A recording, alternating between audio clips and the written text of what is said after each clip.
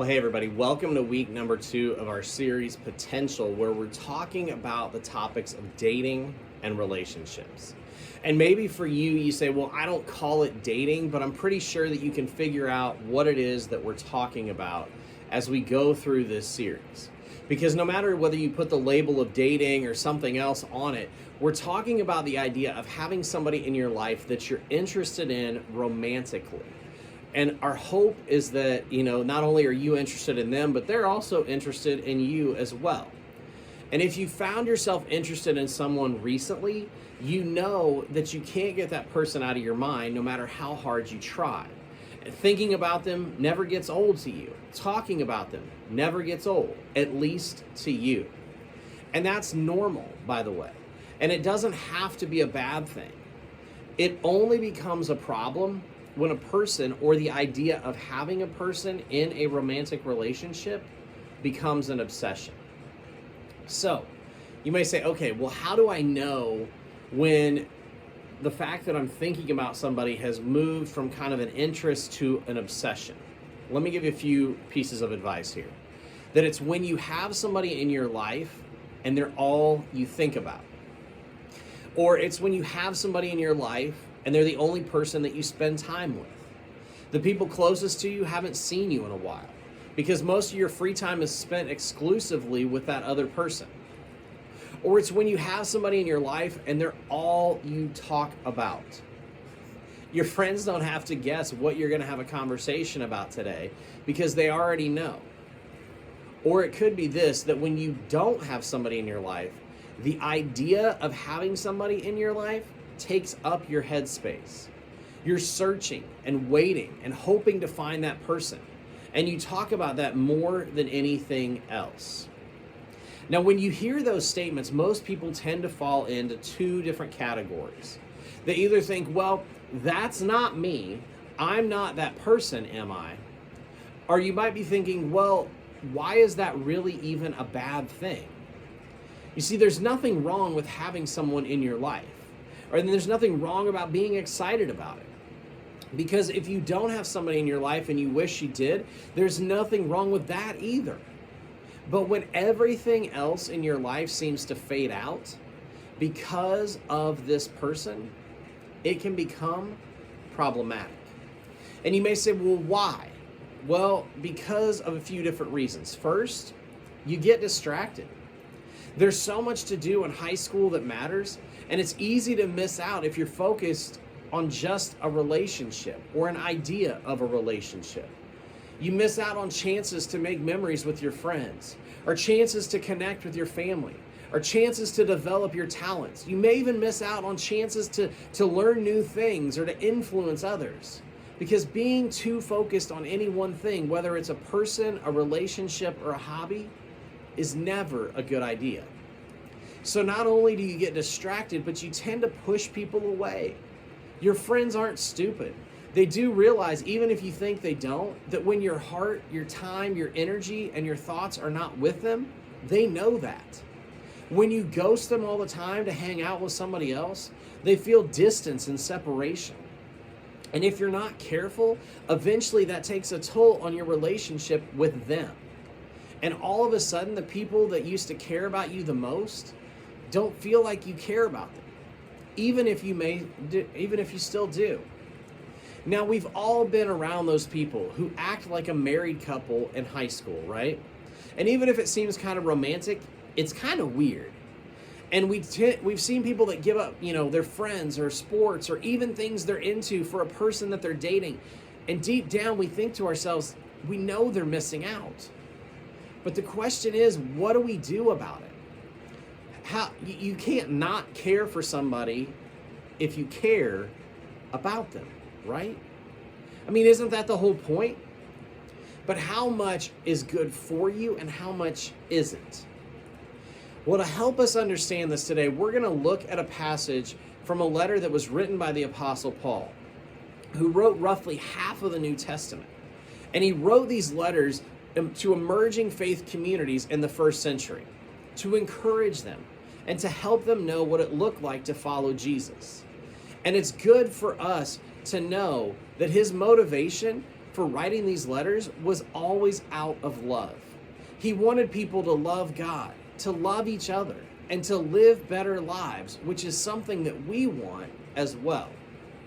So the letter that we're going to read today was written to a church in a town called Ephesus, which was a very diverse place. It's in modern day Turkey. And dating as we know it didn't exist when Paul wrote this letter, but even though this passage doesn't specifically talk about dating as we're defining it in this series, the truth that comes from it can certainly be applied to our lives. See how Paul starts here in Ephesians chapter 5. He says, "Be very careful then how you live, not as unwise, but as wise." You see, it's far too easy to fall into patterns and habits that don't necessarily lead to sin, but yet they don't accomplish a whole lot either. And so Paul is attempting to kind of rouse his readers into making something of their lives, into capitalizing on every opportunity and making every day count. You see, when he tells the believers to be careful about how they walk or how they live their lives, it's more than a warning to avoid missteps and to avoid sin. Because his command also includes being aware of every potential chance to improve the world around them. You see, wisdom is important when we talk about dating, because having someone in your life is rarely as easy as right or wrong. Most of the time, dating decisions have more to do with wise or unwise. It's rarely so much about, well, is that person good or bad? And it's more about, are they good for me or are they good for me right now?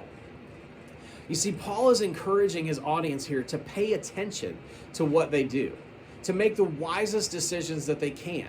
And this principle can really be applied to just about anything. It can be applied to your friendships, to school, to your schedule, or any other number of things. But for the sake of today's conversation, here are some questions to ask yourself when it comes to the topic of dating. At what point does being interested in someone or in the idea of someone cross the line into obsession? Or what about this one? When it comes to my interest in dating, how close am I to that line of going from, an interest to an obsession? So here's how we want to help you understand this. You're going to see this little, chart here next to me. And while relationships don't have obvious labels of interest or obsession, we can probably identify some indicators or some signs or interest or obsession. And so what are some indicators of interest? What are some indicators of obsession? Well, let's try this out. So, following someone on Instagram, that's an interest. What about checking their Snapchat story all day, constantly, to see if they post anything new? You've now moved from interest to obsession. Or what about saying hey to them when you see them in the hall? That's an interest. But what about being late to your next class to walk by them? That can be considered an obsession. Or what about sending someone a goodnight text? If it's innocent enough, it can be an interest.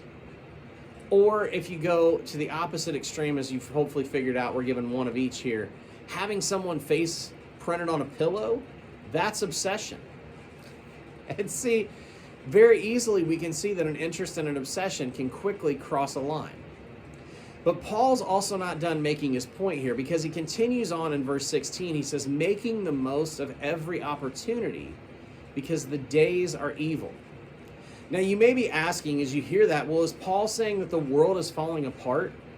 No, because in Greek, the original language that this letter was written in, Paul is actually using this to say something closer to meaning like annoying or difficult or time consuming.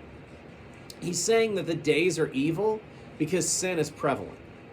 And believers ought to walk carefully. They ought to determine what God's will is. They ought to determine what God wants them to do and how they can best represent God's kingdom to those around them. In other words, your time gets taken up by so many different things. It's important to make the most of what you have left. You see, Paul is simply pointing out that our habit of wasting time can lead to some unwise decisions. It was true of people back then, and it's true for us today. because we all know what it's like to waste time on the wrong things. Now, sometimes we do this and it's not really a big deal, but sometimes we tend to miss out on stuff that really matters. And so Paul wants us and his readers to make the most of our time. And when it comes to high school, this is really important because high school is a unique part of your life. You'll never experience anything like it again. And when you look back on these days, we don't want you to look back and say, well, I missed out on how much it really mattered, or I missed out on some things that really could have shaped me. I don't want to say I missed out on my friends because I was always distracted by one relationship. Or, well, it sounds like fun, but I really don't remember much of it because I was only hanging out with one person. You see, if you're not in a relationship, or if you are in a relationship, you have a chance to encourage your friends to influence people who are younger than you, to develop yourself in so many ways while you're in high school. And dating can be a great part of that, but when it takes up too much space, it tends to have the potential to leave you or the other person with hurt and regret. In other words, God is at work in your life, and he wants to use you in a specific way while you're in high school. And while dating may be a part of that plan, it can also be a distraction from it. You see, to make the best use of the time that you have in high school, one thing we can take away from Paul's encouraging letter here is this: nothing in life should hold you back from the rest of your life. Nothing in life should hold you back from the rest of your life. Now, that's not a knock on the person that you like or the person that you're dating, and it doesn't mean that the relationship doesn't have potential, but it does mean that rather than making somebody the entire focus of our life, that leaves us in a place where we have potential to miss out on other things that matter. And don't miss this. Another human being is not meant to carry the weight of all your emotional needs. That's too much to put on one person. And not only that, but sometimes the best way you can care for another person is by helping them make the most of their time as well. So is dating somebody something that you can do with part of your time and part of your attention? If so, great. But if you have, because here's the thing, is you have a ton of other parts of your life to focus on right now. But if your dating life is holding you back from the rest of your life, then it may be time to rethink some things. And here's what that looks like. First, maybe you need to broaden your focus. Because when we become so obsessed with the person we're dating or the idea of dating someone, we lose all sense of perspective. And so to get it back, we need to start living a life that includes more than just that person, more than just one person.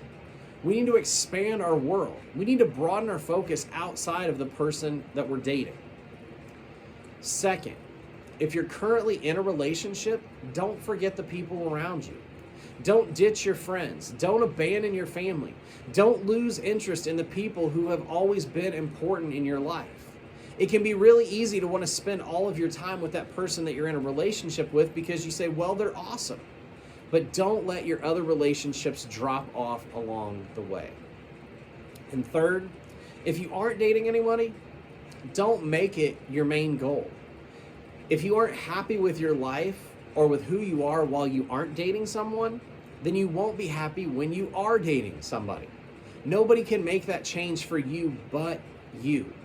You don't need another person in your life to have a great high school experience. Go be you. Do the things you like to do. Hang out with the people that you enjoy hanging out with. Listen, dating isn't a solution. Why?